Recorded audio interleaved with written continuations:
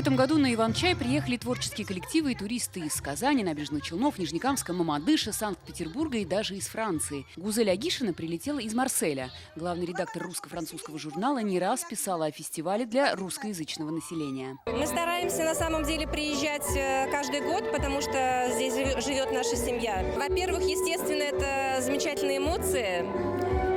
А во-вторых, большая радость от понимания того, что у нас в России настолько поддерживается и сохраняется наша культура. Один из организаторов фестиваля Александр Карпов рассказывает, Иван-чай собирают всей семьей середины июня. Процесс заготовки требует терпения. Процесс трудоемкий, да, то есть получается сбор, ферментация этого чая, потом сушка.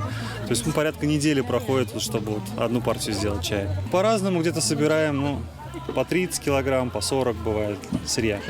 То есть из него получается где-то килограмм 6-7 только такого сухого чая. Семья Надежды Неймышевой из села Костенеево уже 13 лет занимается изготовлением иван-чая. Собирают на своей малой родине в Удмуртии. Ферментируем. У нас есть такие льняные простыни. Листья собираем, бережно верхушку оставляем. Нижние тоже не берем, хорошие листья средние.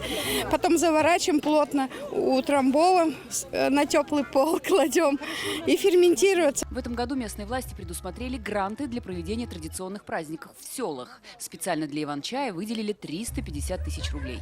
Дух народной традиции, все это возрождение объединяет нас. Народное. Самое главное. Все гости едины во мнении, что на этом фестивале царит особая атмосфера. Здесь каждый найдет себе занятие по душе. Светлана Звонарева, Альфина Хузина, Айрат Шейгалямов, ТНВ, Елабужский район.